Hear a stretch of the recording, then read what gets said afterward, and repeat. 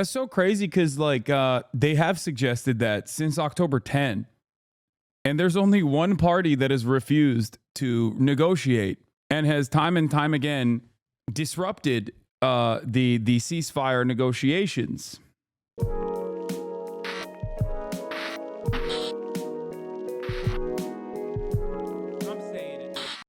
Brandon is supposed to be live talking about it. Israel's Prime Minister Benjamin Netanyahu says Israel, Hezbollah. Oh, here it is. Let's talk. Let's tune into Brandon. To bring a conflict between Israel and Hezbollah to a close. Under the deal reached today, effective at 4 a.m. tomorrow local time, the fighting across the Lebanese-Israeli border will end. Will end. This is designed to be a permanent cessation of hostilities. What is left of Hezbollah and other terrorist organizations will not be allowed, well, I emphasize, will not be allowed to threaten the security of Israel again. Over the next 60 days, the Lebanese army and state security forces will deploy and take control of their own territory once again. Hezbollah terrorist infrastructure in southern Lebanon will not be allowed to be rebuilt. And over the next 60 days, Israel will gradually withdraw its remaining forces. And civilians on both sides will soon be able to safely return to their communities and begin to rebuild their homes, their schools, their farms, their businesses, and their very lives. We're determined this conflict will not be just another cycle of violence. And so the United States, with the full support of France and our other allies, has pledged to work with Israel and Lebanon to ensure that this arrangement is fully implemented, the agreement totally implemented. You know, there will be no U.S. troops deployed in southern Lebanon. This is consistent with my commitment to the American people to not put U.S. troops in combat in this conflict. Instead, we, along with France and others, will provide the necessary assistance to make sure this deal is implemented fully. It's so funny to be like, I'm proud to issue a ceasefire in Lebanon that I basically allowed to thrive by giving unlimited weapons to Israel that decided to also invade Lebanon. Just like any country, when facing a terrorist group pledged to that country's destruction. At the same time, this deal supports Lebanon's sovereignty. And so it heralds a new start for Lebanon, a country that I've seen most of over the years, a country with rich history and culture. If fully implemented, this deal can put Lebanon on a path toward a future that's worthy of its significant past. And just as the Lebanese people deserve a future of security and prosperity, Brandon's trying to save his reputation. He'll never save his reputation. They too deserve an end to the fighting and displacement. The people of Gaza have been through hell. Their world's absolutely shattered. Far too many civilians in Gaza have suffered, far too much. It's all because of Hamas. Refused for months and months to negotiate a good faith ceasefire and a hostage deal. And so now Hamas has a choice to make. Their only way out is to release the hostages, including American citizens, which they hold. In the process, bring an end to the fighting, which would make possible a surge of humanitarian relief. Over the coming days, the United States will make another push with Turkey, Egypt, Qatar, Israel, and others to achieve a ceasefire in Gaza. With the hostages released and the end of the war without Hamas in power, that becomes possible. As for the broader Middle East region, today's announcement brings us closer to realizing the affirmative agenda that I've been pushing forward during my entire presidency. A vision for the future of the Middle East where it's at peace and prosperous and integrated across borders. A future where Palestinians have a state of their own, one that fulfills its people's legitimate aspirations, one that cannot threaten Israel. Why is it that he can broker this peace with Israel? Oh, it's because Hezbollah actually made Israel suffer a tremendous amount of casualties in its invasion part of the process. Israel bombed Beirut into oblivion, as they do, and then when they brought in their ground troops, they got their shit pushed in. over and over and over again. So much so that there was like talks of potential mutiny and unrest among the ranks. And of course, Israel was way more willing to broker a ceasefire in Lebanon than they were as a direct consequence of that. Okay? Once again, Israel showing the world, just like it did time and time again with Lebanon, specifically with Hezbollah throughout its evolution, throughout its history, that they will only respond the force. Now, the other side of this process is that if they actually have succeeded in the ceasefire, that means that they have successfully decoupled Hezbollah from their ethnic cleansing in Gaza, right? And that is the other side of this process. And it's obvious that Joe Biden is not going to do shit about Gaza. Okay? The ceasefire will come into effect at 4 a.m. Israel's preparing for final strikes from Lebanon in preparation for the deadline. So we shall see what happens. 95 plus soldiers killed, plus 900 soldiers injured, 42 Merkava tanks destroyed, 4 military bulldozers destroyed. Yeah, the Hezbollah as a fighting force is very different than Hamas, understandably. Okay, it is functionally the standing military of Lebanon. Lebanon has a standing military with a security cooperation agreement with the United States and Western nations, but that has only been a limit to Lebanon's own sovereignty and its own protection. That's precisely the reason why they don't have like anti-aircraft weapons and shit like that. Because if they did, then they would be using American defenses, American anti-aircraft defenses against Israeli, American fighter jets that Israel is utilizing. So that is what's going on here.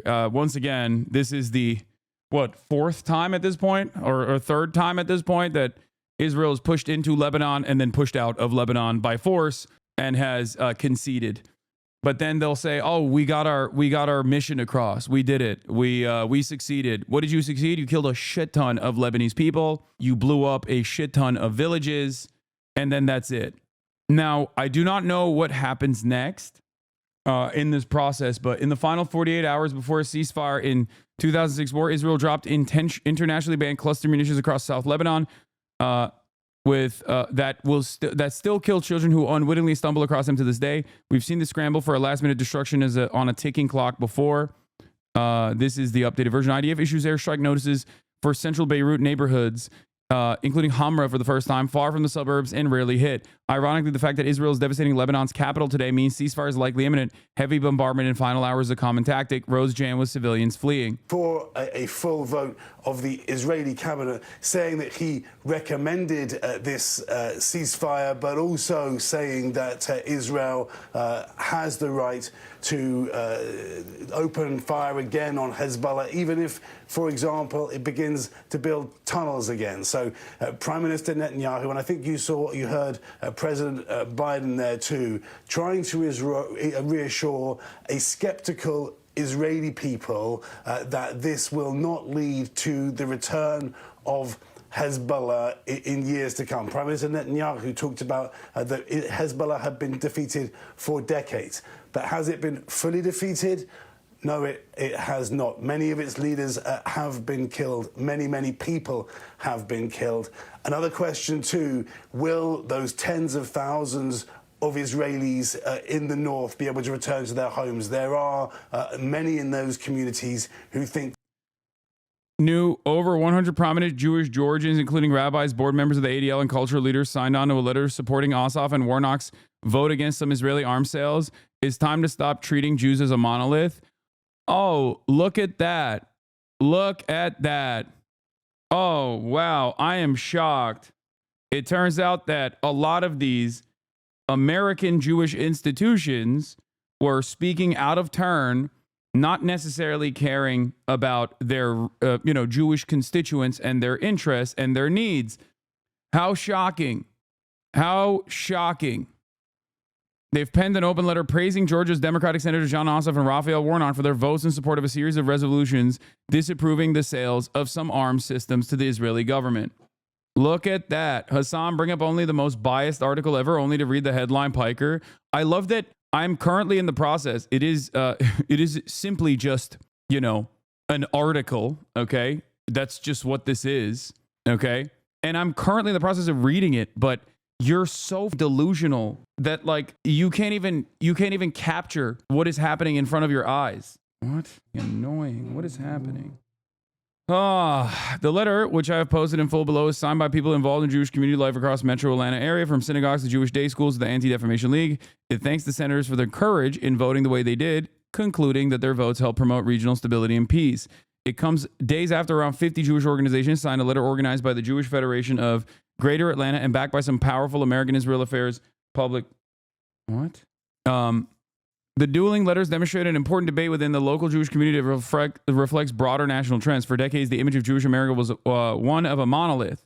Politicians treated the Jewish community as if it was united in support of unconditional military aid and diplomatic support for the Israeli government, no matter who was running it and no matter what its policies and what policies it pursued. But in recent years, it has become clear that the Jewish community is no more monolith than any other one. No shit. Rabbi Mike Rothbaum with Israeli Maaz Inon, whose parents were killed during the October 7th attack. The signatories this week's letter and other Jewish Georgians opposed to the Federation letter made clear to me in interviews that they see no contradiction between supporting Israel and limiting the flow of some offensive weapons to its government to help bring about an end to the conflict. Rabbi Mike Rothbaum, yeah, but make no mistake, by the way, this doesn't mean that like these are card-carrying anti-Zionists, okay? That doesn't mean that at all. And that doesn't mean that for John Ossoff either. But the idea that all of these American Jewish institutions that are so predisposed, so openly with defending Israel so unconditionally is reflective of the broader attitude of American Jews is wrong. Okay? It's wrong. It's ridiculous. It's like the woke version of dual loyalty tropes. Anyway, even though Israel's claiming that they have beat Hezbollah, they're just lying. But then what happens when the Lebanese military tries to take control of Hezbollah-controlled territory? I don't know what will happen internally in Lebanon, and I do hope that there is no like civil war, like Civil War 2.0. You know what I mean? Probably not, though. But we'll see. I'll talk more about Lebanon in a second. Oh, I gotta sneeze. Claudia Scheinbaum is saying a bunch of woke stuff.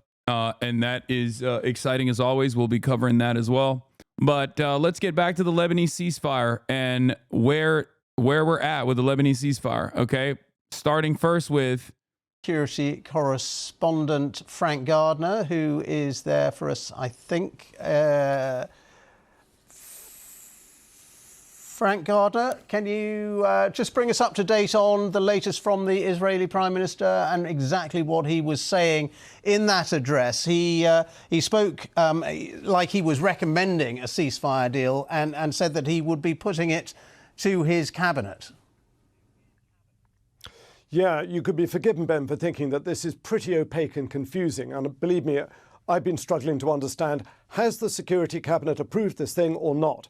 And the answer is that he has recommended it, it's expected to be approved, and he will present it tomorrow to the full cabinet, and it's expected to pass. But can I give you a definitive answer that it has definitely, absolutely passed the Security Cabinet? I have not seen that in writing. But then again, I've been stuck in the studio. So I think the signs are that Israel is approving or about to fully approve within the coming hours this ceasefire deal. There is enormous momentum here for the United States. Prime Minister Benjamin Netanyahu has spent part of the last hour endorsing the reasons why this deal should go ahead. He's been recounting all the ways in which Israel has degraded the military capabilities of its enemies, both in Gaza, in Yemen, in Lebanon, in Iran, and Iraq and Syria. And he said that the Hezbollah, which attacked us from October the 8th onwards, his words, is not the same as the force it is today. Now, all of that, I think, is going to come as little consolation to those people in the north of Israel who have been saying they don't think Hezbollah has been sufficiently degraded, despite the enormous airstrikes that we have seen in the last 24 hours going into Beirut and in the days before that, with a lot of civilians killed there. Despite all of the damage to Lebanon, there are people in the north of this country and Itamar Ben-Gvir, the security minister, who have said that they want to see this war prosecuted further and longer. But anyhow, it doesn't look like they're going to get their way. It looks like the ceasefire deal is going to go ahead, which is 60 days, a kind of trial 60 days, 2 months, during which the Israeli army will withdraw in stages from Lebanon, from the south of Lebanon, where it's been active. Hezbollah will withdraw north of the Litani River, 30 kilometers north of the Lebanon border, and the security vacuum will be backfilled by a bolstered Lebanese National Army and troops from UNIFIL, that's the United Nations interim force in Lebanon.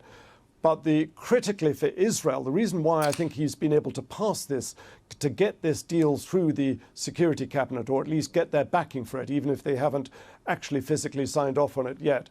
The reason that Israel's been yes, this is an earlier coverage from an hour ago, but it just got signed. Comfortable with this is because it reserves the right to go back into Lebanon with presumably airstrikes or ground forces if it detects that there is an imminent military threat from Hezbollah. That was something that was a sticking point, but they've managed to get that past people on the Lebanon side of it. So it looks like the deal is going ahead. Tonight, I will bring before the cabinet a plan for a ceasefire in Lebanon. The duration of the ceasefire depends on what happens in Lebanon. We have an understanding with the United States. We are maintaining our full liberty to take military operations. If Hezbollah tries to attack us, if it arms itself, if it rebuilds infrastructure next to the borders, we will attack them. If they launch missiles, if they dig tunnels, we will attack. Yes, I can hear people saying that if we start a ceasefire, we will not be able to attack, we will not be able to resume the war. Let me remind you, this is exactly what people said to me when we entered into the ceasefire in Gaza, in which we released our hostages. People said we would not risk fighting, but we did. And how? People say to me, well, Hezbollah will lay low for a year or two, will rearm itself, and then it will attack us. But Hezbollah will commit a breach of the agreement not only when they fire at us, but even when they try to rearm themselves.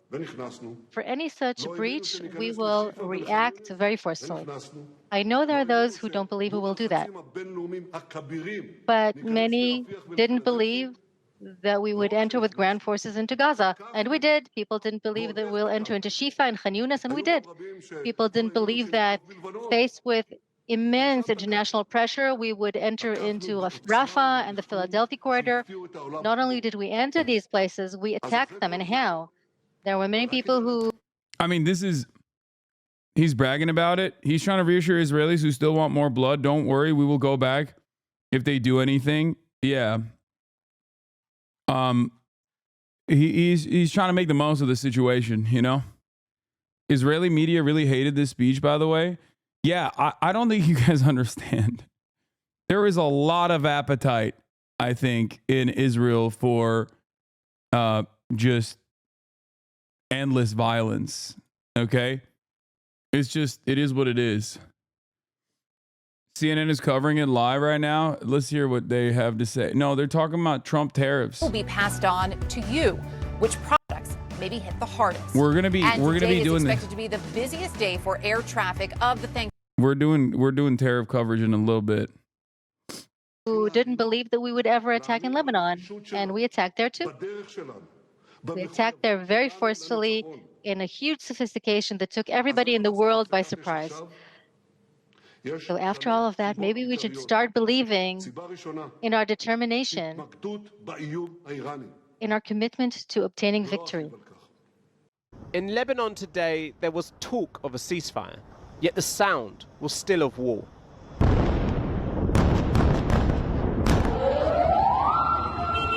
As the Israeli Security Cabinet met to discuss an agreement to end the fighting, the Israeli Defense Forces launched a massive wave of strikes right across Lebanon.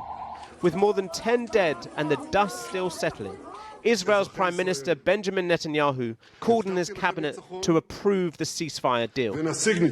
Speaking this evening, he said Israel had set Hezbollah back decades, and that a ceasefire now means they can focus on the Iranian threat. Reports suggest that the ceasefire is roughly based on UN Security Council Resolution 1701, which brought to an end the last conflict between Israel and Hezbollah in 2006. The first stage of the agreement will see the withdrawal of all Israeli forces from southern Lebanon within 60 days. At the same time, Hezbollah will pull back its armed presence north of the Litani River. That's about 16 miles from the Israel-Lebanon border. The Lebanese army, along with existing UN peacekeepers, will then provide security in the buffer zone, with the US chairing a 5-country committee to monitor any infringements of the agreement. The US has also agreed to give Israel a letter of assurance that they will retain the freedom to strike Hezbollah if it poses a threat. Something vital in trying to sell this ceasefire deal to those displaced by the conflict. Most of them have spent months living in hotels like here in Haifa, and they do not believe the threat of Hezbollah has gone. We don't feel safe, and if we finish now, it will, the weapon will stay there for the future Hezbollah people. This is southern Lebanon today. Israel's assault has left a wasteland where once there were villages. For Netanyahu, he has successfully ravaged Hezbollah's military capabilities and killed its top leaders. But at what cost to the Lebanese people stuck in the middle, with any ceasefire potentially just a pause in a Cold War always on the edge of heating up? And what of the source of this war? Gaza, where fresh rubble lies atop more than a year's worth of constant bombardment. Talks of a ceasefire here are long forgotten, and yet the need for an end to the war is as great as the desperate clamour for food in Khan Yunis. Well, joining me now from Beirut is Lebanese MP and former Deputy Prime Minister Hassan Hasbani. Thanks so much for coming back on the program, Mr. Hasbani. Trump posted Kai on his IG. Wait, what? Kai Cenat has been posted on Donald Trump's official IG doing the Trump dance? Wait, what? He wasn't even doing, was he even doing the Trump dance? That's crazy. That's crazy. I don't think that's the Trump. Trump can't even move his hips like that. Yeah, I don't believe that. Barney, apparently the bombing is still going on in Lebanon, perhaps even in Beirut. How does it feel to be bombed into a ceasefire? Yeah, this is basically a ceasefire under fire. These are the last hours before any potential declaration in the early hours of the morning, tomorrow morning, of an agreement. This is pretty much an agreement predominantly between Hezbollah and Israel, also covered by parts of the Lebanese government under a certain process and sponsored by the US and various other countries, hopefully that it would lead to a more permanent solution later on. Right. So it gives you some breathing space. Is it enough to allow Lebanon, with all its incredible economic difficulties, to rebuild, to become a viable state again? Well, the ceasefire for 2 months is more of a trial period to ensure the implementation of UN Resolution 1701 practically. And this is basically what it practically is all about. Definitely, as we've been hearing on the Lebanese side from the displaced people, as well as on the Israeli side, that people are still a bit cautious about returning home, about going back to normal life until this becomes a permanent situation. So it's a very fragile ceasefire given the conditions that have been put in place. But nevertheless, it's a practical implementation of UN Resolution 1701 that was effectively voted on almost 18 years ago after the Israeli war in 2006. Hezbollah has been severely weakened by the Israeli onslaught of recent months.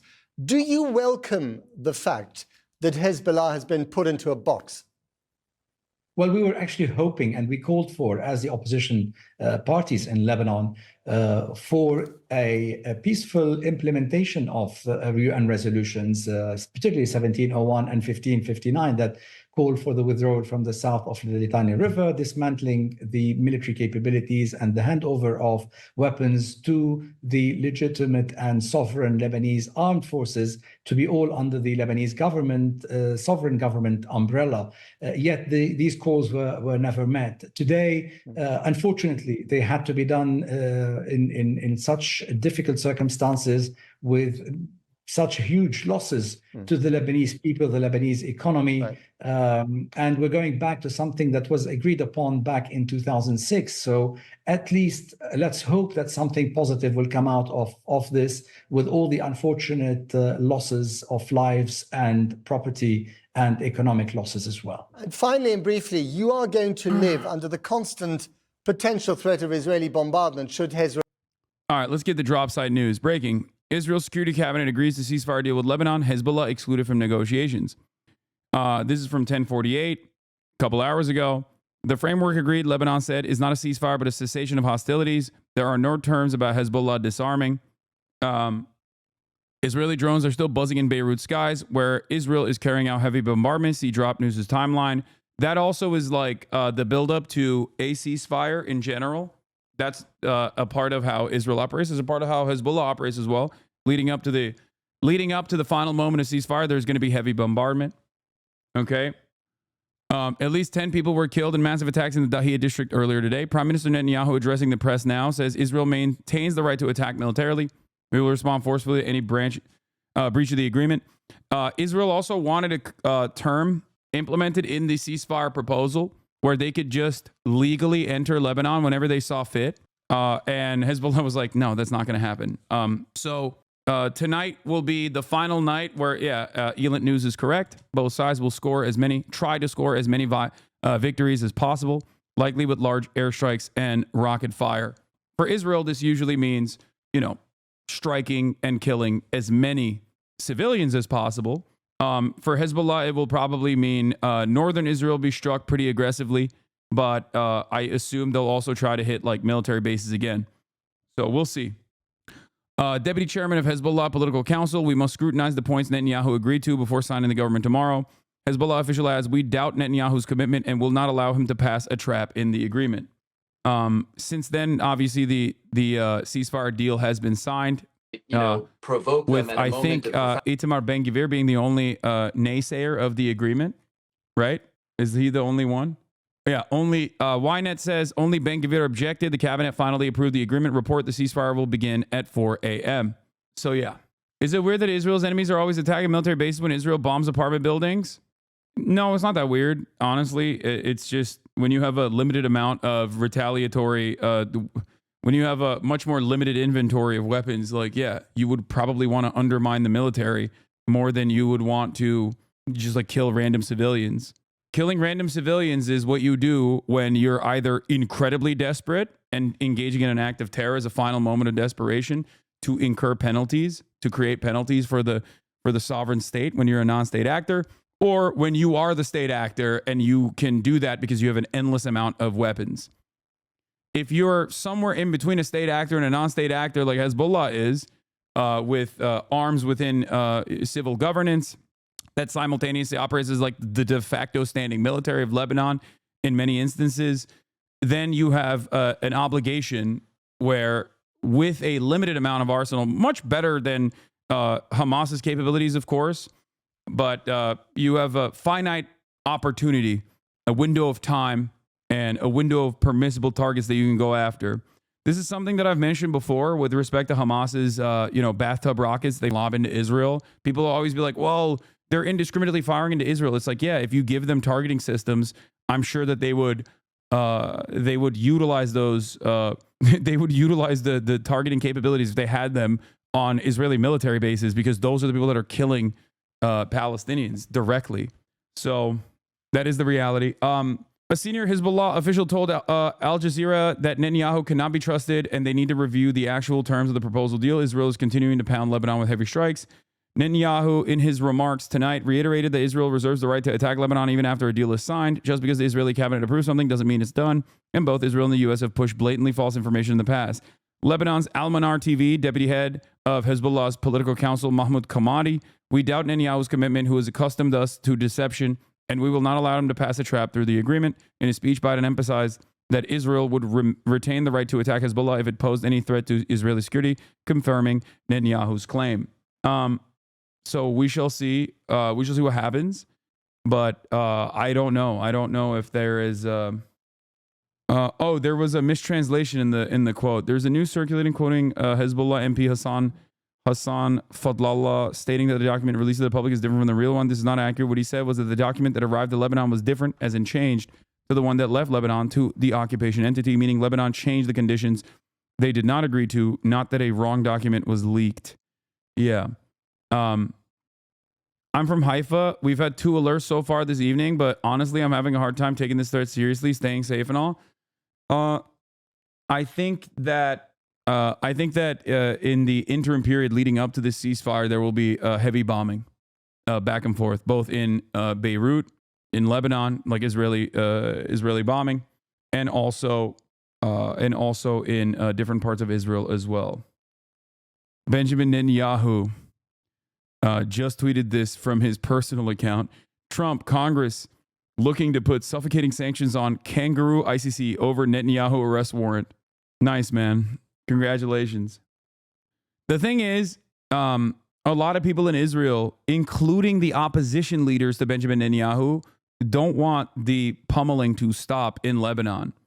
There is not a lot of appetite for a ceasefire in Lebanon. There is, I would dare I say, there is more appetite to stop bombing Gaza from at least the hostage families that want to, in the interim period, have a release of the hostages. And they also understand that the only way to get that done is with a cessation of hostilities in Gaza. So, like, there are more people that want to, at the very least, like, limit and maybe even secure a ceasefire deal and simultaneously a release of the hostages than there are people who want to stop the bombing campaign in Lebanon. So it's this very weird predicament where it's this very weird situation where I think that there are, Netanyahu is doing something that is like maybe considered somewhat unpopular, which is even aesthetically leaning towards a ceasefire in Lebanon. What do you even say to the people who've been screaming to the void, getting arrested, brutalized for criticizing Israel? How do we not give up? How is it expected to keep fighting? I mean, just remember what you're fighting for. What do you mean? There are very real people, families being ripped apart, babies being shredded by American munitions. They don't have the comfort of being able to give up. So we have to do whatever we can to continue the fight. You know, that's it. I think if you're a petty person, there is a unique motivation for every single person. If you're like a particularly petty person, remember, like, it in times of like nihilistic sentiment seeping in, remember that that is what defenders of Israel want you to do, is to give up, to feel powerless, and to feel like there is no hope, that you should just simply give up and forget about the Palestinian population. You should simply give up and forget about the Lebanese people that have been killed. What is this? Hassan, make this happen, bro. What the is this? Right? Was just starting to get good. I would love to have Hassan on Spawn on me to dig some more. What is Spawn on me? I don't know what this is. That's the other. Here's the other thing. Okay. All right. Just chat. Just, can we focus on commentary for a second? Jesus Christ. You guys are all over the place. Okay. Calm down. We'll look at all the shit in a brief moment. All right.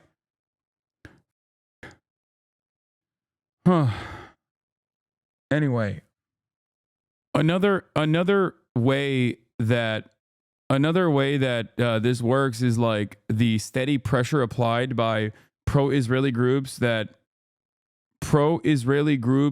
spend a great deal of time doxing and harassing and viciously smearing anyone and everyone who is even remotely critical of Israel. You can't give in. These institutions are ultimately powerless, okay? You are united and powerful because you have the numbers, okay? You have the numbers. People have the capacity to recognize right from wrong, okay? It's not, they don't have the same motion that they once did in terms of institutional prominence, legitimacy. These organizations, like, dude, I'm telling you, 5 years ago, if a Stop Anti-Semitism style org came out, on the Fox News article that came out 5 years ago, the Hassan is promoting terrorism article, if that had come out 5 years ago, okay, my career will be over, okay?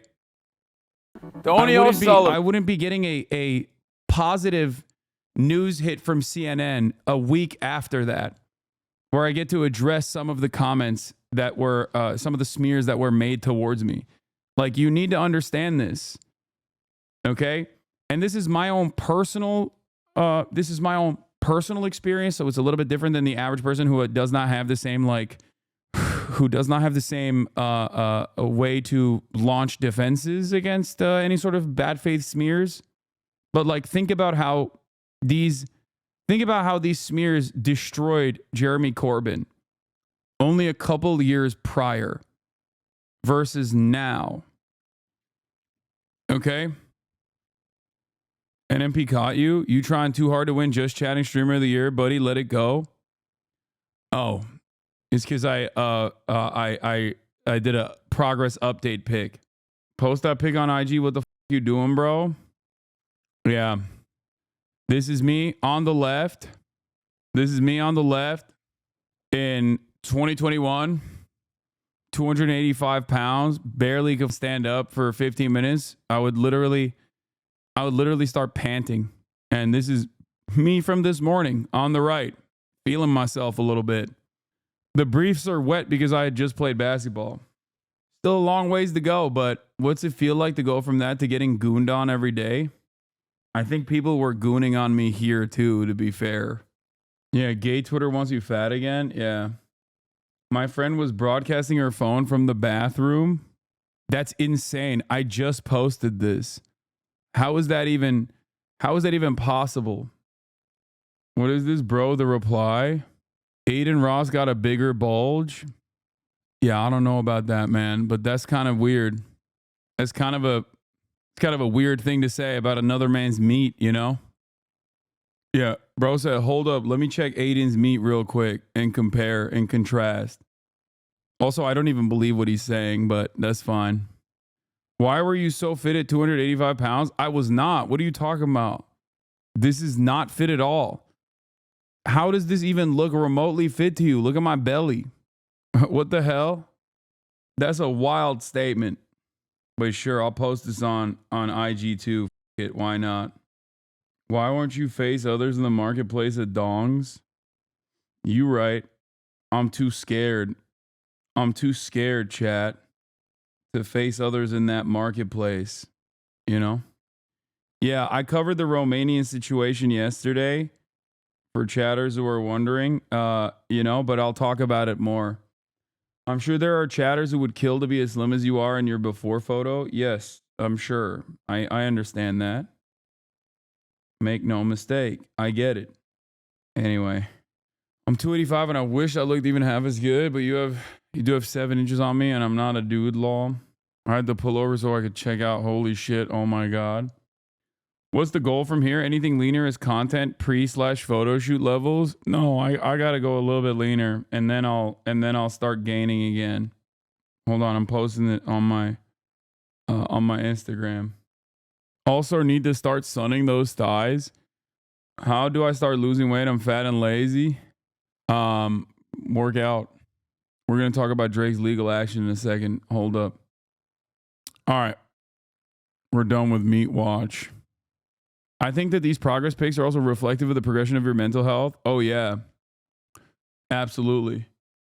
It has dramatically changed it has dramatically improved my mental health, like in very, very significant ways. Okay. Sakura Gore, thank you for the 10 community gifted subs. Was your back pain fixed from improving back strength? Yes. I did a lot of complementary workouts to ensure that my back was no longer in pain after working out and stuff like that.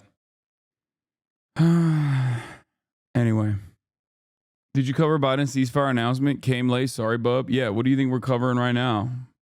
All right, we'll continue. Hezbollah tries something on again, as the Prime Minister said just a few minutes ago. How does that feel? I mean, as a former Deputy Prime Minister, as a member of the Parliament, how does it feel to have that constant Israeli threat hanging over you? Well, this has always been the case to a large extent, except that the bombardment hasn't happened so frequently. It used to happen, violations of airspace have happened most of the time in the past, and many times in the past.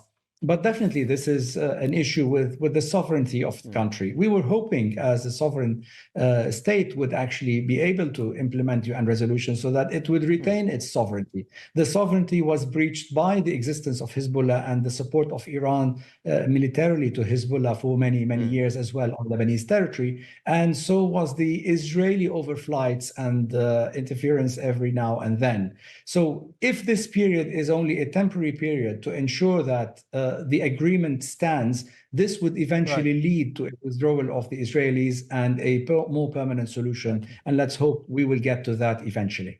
Hasan Hasbani, thank you very much indeed. Well, I'm now joined by Miri Eisin, who is a retired colonel from the Israeli Defense Force. She worked with Prime Minister Ehud Olmert during the last Lebanon war and is now a fellow at the International Institute for Counterterrorism. Thank you very much to you, Miri Eisin, for coming back on our program. Let me start, first of all, with this. Do you think the Israeli government agreed to this ceasefire because they were running out of ammunition, as the Prime Minister indicated today, or because the Americans were putting pressure on them? I don't think that the two actually contradict. And I'll add in that nobody here wants a war, Matt. This isn't about something that we want it to go on forever. It's a question of what you can continue to achieve, both against Hezbollah inside Lebanon right now, without at the end really completely destroying this country called Lebanon that hosts them. And listening to Mr. Hasbani before, it's really that challenge of Hezbollah being in Lebanon. They are Lebanese, they are Arabic, they speak Arabic. And so for us, it's not about Lebanon, it's about Hezbollah and what you can achieve. But the Prime Minister, Netanyahu, that is, also just said that they will now focus more again on Hamas and also on Iran. What does that mean, do you think, focusing on Iran? The Prime Minister has been very consistent, Prime Minister Netanyahu. I'll even say from 2009, he's been our Prime Minister for many years, in focusing on Iran. And in its own way, it's as if that the Hamas attack on October 7th, that part of the reason, just part of the reason for the failure, is because the Prime Minister was looking at Iran and did not see Hamas. But I say that right now, that at the end, Iran itself, as a country, 90 million strong. She went,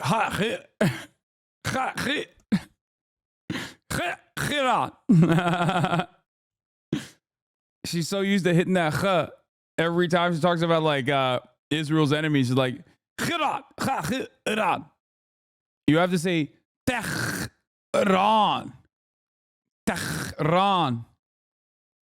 Backing Hezbollah, backing the Houthi, attacking Israel twice directly, and their quest for the nuclear bomb is very scary. So I'm all for focusing on that. Having said that, we still have what's called the Gaza front, the Hamas front, and 101 hostages that are still in the Gaza Strip. Just a couple of things. I mean, it's interesting watching Mr. Netanyahu wear his red tie tonight, which he doesn't normally wear. I wonder if he's channeling Donald Trump there. Does he believe that Trump will give him an opportunity, to attack Iran on a wider scale and perhaps cause regime change there? I don't think that Israel has the capability to do regime change. And I would say in that sense, there's a difference between targeting the nuclear facilities, because those nuclear facilities don't threaten Israel, Matt, they threaten the world. Nobody wants Iran to be nuclear. But there is a difference between that and regime change. I do think that this Prime Minister feels that he will have an easier conversation with President Trump. I don't know if that's right, but I think that the Prime Minister thinks. Of course, the Americans hope that this will now pave the way for some kind of ceasefire in Gaza. 44,000 people have been killed in Gaza, most of them civilians. It's been a terrible tragedy for Gaza, but also it's isolated Israel more than you might have imagined a year ago. Isn't it time for the right pressure to be put on Netanyahu to end this Gaza thing and try and come up with some sort of solution for the Palestinians and rebuild? I wish it was as easy as that. You do realize that on October 8th, or for that matter, yesterday or today, all Hamas have to do is give back 101 hostages. That's so crazy because they have suggested that since October 10, and there's only one party that has refused to negotiate and has time and time again disrupted the ceasefire negotiations. you know, interesting that that party is not being mentioned here. The party that also simply has all of the cards. They have all the power. Interesting. Strange. Hostages, and it's done, that this is about Hamas attacking us, taking the hostages, doing horrific things, building themselves inside the civilian community. I'm not saying it's an easy, simple one. I do think that we have to find a resolution. I don't think anybody should be using right now the terms of peace. I think that that's a challenging one right now. But yes, to arrive at an end to this overt, horrific fighting. Miri Aisin, thank you very much. Yeah. We later found out that Hamas had offered on October 9 or 10th to release all civilian hostages in exchange for the IDF not entering the Strip, but the government rejected the offer. This is what's so interesting and so striking about like news reporting coming out of Israel. Times of Israel is not like an anti-Israeli institution, okay? They're just simply reporting on things truthfully, more truthfully than American mainstream media or Western mainstream media is reporting on it. The idea that it's actually Hamas that is refusing to broker peace or a ceasefire in this circumstance is completely nonsensical. But of course, there's a good deal of pre-existing biases that many people have. Pre-existing biases that many people have that cause people to just look at the situation and take for granted what America's foreign ally is saying against America's foreign adversaries that are non-state actors. That is the issue here. I was talking to a friend of mine who said that any reasonable party in the position of Hamas would have agreed to an unconditional surrender and removal from governance with the amount of people dying and in crisis. Do you think Gazans would not agree to some sort of conditional surrender if they could? Is Hamas not in a position where total surrender is a much better outcome than to keep fighting? This is not in the hands of Hamas at this point. It has always been in the hands of Israel. The notion that while Israel, guys, do you not understand what's going on? Israel has destroyed all semblance of normal life in the Gaza Strip. They are permanently annexing North Gaza right now as we speak. They are conducting a genocide. What makes you think that the people that are right now defending themselves against this genocidal force are currently in the wrong? Like, this is not October 7, okay? We're not talking about October 7. We're talking about an October 7 style situation occurring on a daily, if not a weekly basis for the last year. Okay. It's so crazy. They've already started the partitioning process. The notion that the guys that are fighting back in the process of like this ethnic cleansing campaign are in the wrong and they need to stand down with no guarantee whatsoever that like Israel is going to actually not complete its genocidal project is so ridiculous. So you would say that Israel would not agree to laying down arms, full surrender, and release of the hostages? I also believe the cards are in the hands of Israel, but our understanding of a full surrender is not possible. No, why would it be possible? Israel killed the civil governance faction's principal negotiator in Tehran. Like, dudes that like Ismail Haniyeh is not a part of the militant faction within Hamas. He is responsible for the civil governance.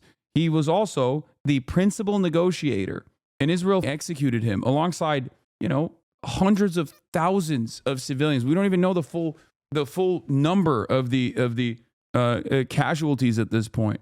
They've destroyed virtually every single building in the Gaza Strip, and they're doing the final solution to the Palestinians right now, especially in North Gaza. What makes you think that there is going to be any stopping, anything that stops them from doing so? It's ridiculous. Israel is not a rational actor in this process. That much is clear. They have not shown that they are rational actors, and instead they've only shown that they respond to military pressure, as in when they engage in a war of attrition, they've shown time and time again that like their economy surrenders and then their forces incur too many penalties. And that's the only time where they back down. Look at all of the other, look at all of the other places where, there has been some kind of civil negotiation. Look to the West Bank if you want to understand what it looks like when when your civil governance division that is supposed to represent the interests of the civilians living there, when they become a de facto part of the Israeli security apparatus. The Palestinian Authority comes to mind. The Palestinian Authority is the second second most unpopular entity in the region in the eyes of the Palestinian population. And there's a good reason for that. Yeah. Meanwhile, you have this, like, IDF is gearing up to remain in Gaza until the end of 2025 at least. This is what it looks like. And they're literally gearing up to partition Gaza and resettle Gaza. So I don't know how people just don't understand that. Like, they hold all the cards in this process. The idea that Israel, the Israeli government actually cares about what happens to the hostages is also a laughable notion. They do not care. If they cared about what happens to the Israeli hostages, they wouldn't be killing the Israeli hostages with their endless bombing campaigns. Like, what are we talking about? How many hostages have they killed so far? The idea that, like, oh, dude, if they stand down, if Hamas stands down, like, Israel will stop is ridiculous. They're going to say they have to settle to protect the border communities. They have to occupy to protect the settlements, etc. It's vile. Yeah. Israel does not package its offensive military actions by simply stating what it is. Okay? Israel is never going to be like, we're settling Gaza because it's our God-given land and it's our right to have it. And these Arabs are barbaric and they should leave. Some people in the cabinet will say it, like Itamar Ben-Gvir or Bezalel Smotrich. But by and large, there is a lot of propaganda makes it seem like this is a necessity. And that propaganda is, and this is the same thing I described to you about, like, all politicians, specifically Republicans. People are always shocked when they're like, well, you know, they say they want to make America healthy, and I believe them. And it's like, yeah, of course they're going to say they want to make America healthy. They're not going to say we want to destroy the FDA so that we can deregulate your food supply. Why would they say that? Republicans are not going to run around and be like, we want to melt the poor. We want to kill homeless people. They're going to say, they're not going to say we want to make life significantly worse for poor people because we are directly in the pocket of big corporations that we deregulate the economy over at their behest. Like, they're not going to say that. Okay, they're going to find a way. They're going to find a way to propagandize their position and their policies. Okay, and it's the same principle for the Israeli government as well. The Israeli government, in the way that, especially in the way that they frame this kind of stuff to the Western world, will never say, like, oh, we have to settle this land because it's our land. God gave us this land. Okay? Even though, like I said, there are rabid ultra-Zionists within the security cabinet, within the governing faction that will say those things. But especially when it comes to, like, Western media, in their Western media focus approach, they're always going to say, we have security concerns. They are going to repackage their colonial interests under the auspices of valid security concerns. Israel has a right to defend itself is exactly that. Okay? When people say Israel has a right to defend itself, that's what they're talking about. This is it. If you want to feel good about a pathetic loser that was presented as knowledgeable about, he's talking about getting owned. My God, how can you possibly debate on stream with this little background knowledge? Just the secondhand cringe is unbearable. Bad empanada, totally embarrassed. Loner box here had to beg on his knees to be taught. Wait, what? Just to withdraw support from Israel. To start actually denouncing it rather than just announcing it, every now and again. Oh, like, shit, is Israel killed a journalist? We are very concerned with the human rights, whatever, blah, blah, blah, blah. That's nowhere near good enough. That's not, that's nothing, right? You can be like, I'm just going to ask you the same question when you're done, by the way. Bad. Yeah, okay, then you're not listening at all. You're just going to ask, if you're just going to ask me the same question, you're not going to adapt it, you're not going to think about what I'm saying, then it's obvious. Well, it's because you don't have an answer. What are you it's because you know that getting a nuclear power to abolish itself is not going to happen. Are you aware that's literally happened? How? The When? USSR. Okay. South Africa. Right. Like, did you think that was a gotcha? I'm still asking you how you expect Israel to do it. How do you expect Israel to do it? Like, what do you mean, how do you expect Israel to do it? Do you Wait, in the same process that took place for South Africa is the best method. Like, South Africa is the method. It's the movement. It's BDS. It's the same movement. you think they're gonna, like, Israel is gonna be the same as it is now and they're gonna go down bombing everyone? I mean, given that they're kind of run by religious fanatics, probably. Yeah. They're not actually run by quote unquote religious fanatics. A lot of them are secular fanatics. Okay. But South Africa was run by the same sorts of racial fanatics. International pressure brought down apartheid. Now a black government is in power. Why can't we do the same thing here? Did South Africa have... I actually know this. You can tell me. I thought South Africa ended its nuclear program in 1989. South Africa ended... No, yeah, they ended the nuclear program before allowing black people the right to vote for obvious reasons. Yeah. But the fact is, they didn't go down launching nukes as you were sort of implying they would there. So there's also what kind of argument is this to be like, yeah, they'll just nuke the world. We just have to keep letting Israel do apartheid shit. I mean, he's Googling it live, but like, regardless, checking the Wikipedia page to figure out when the South African nuclear disarmament occurred doesn't change the dynamic at all. It also doesn't make sense. Like, the argument doesn't make sense. Like, oh, what? Like, the Samson option exists, so I guess like we just have to let Israel do whatever the fuck it wants? Like, what do you mean? Wait, what's the obvious reason? What do you mean? Yeah, they didn't want black people to have, they didn't want a country that was no longer an apartheid that could possibly be run by black people to have nukes.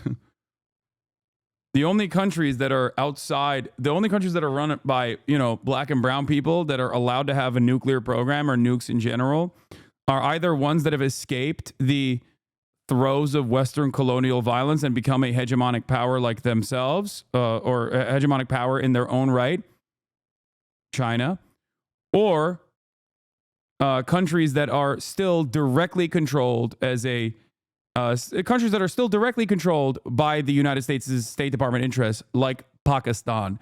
Pakistan actually is a really interesting example of this case because currently there is a tremendous amount of violence unfolding by the military that runs the country that is directly in the pocket of the United States of America.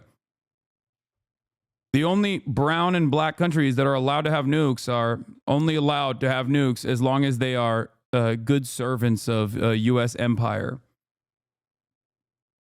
DPRK is a hegemonic power? Yeah, baby. That's what I'm taught. Yes. Yes. That's what I'm talking about. Jucha, it's real. It's here. It's happening. They got motion. They're sending troops to Ukraine. It's so stupid to say this, but yes, countries that have developed their own nuclear programs outside of the orbit of influence of the Western superpowers. And think about how long that has taken. Think about how long that has taken to even get to that point. We still don't know if they have nukes. Why doesn't Saudi Arabia have nukes? Don't worry. Don't worry. It's coming. I don't know if you guys heard. Just, watch this space, okay? That's all I'm going to say. I can't say what I've said about my criticisms of offering Saudi Arabia a nuclear program, because when I say those things, then Fox News clips it and acts like I'm in favor of Saudi Arabia getting nukes or whatever, but South Africa was run by the same sorts of racial fanatics. International pressure brought down apartheid. Now a black government is in power. Why can't we do the same thing here? Did South Africa have... I actually know this. You can tell me. I thought South Africa ended its nuclear program in 1989. South Africa ended... No, Yeah, they ended the nuclear program before allowing black people the right to vote for obvious reasons. Yeah. But the fact is, they didn't go down launching nukes as you were sort of implying they would there. So there's an example. There's examples of international pressure, right? South Africa went from like massive support across like the EU, the US held that until the end, but across like most of the most powerful countries in the world over the course of like 20, 30 years to essentially being bullied into giving up power. So we probably have why to. Can't so that we hap- have why to. can't that happen So in we Israel? have to disarm Israel probably before getting. I understand black and brown, but which of the countries that you just listed are run by black people? What do you mean? South Africa is the country that is now run by black people that was, that disarmed its, that ended its nuclear program, disarmed themselves. We didn't disarm South Africa. Well, they ended their. They weapon agreed program. to end apartheid. Okay. They ended the weapon program during the end of the white supremacy. This says North Korea does have nukes. I don't know about that. Everyone always says North Korea and Iran have nukes, but maybe. I still have the Hasanabi doctrine to guide the nation building meme picture. If you don't have nukes, get them. Refuse to give up the nukes if asked. Yeah. For as long as I've been around, everyone has always said that Iran is on the verge of getting a nuke. Iran is on the verge of getting a nuke, and North Korea seemingly has tested their nukes, but that's give every global South nation a Metal Gear. Yeah. UK, Canada, France torpedoed the UN nuke watch group being allowed inside Iranian facilities recently. Anyway.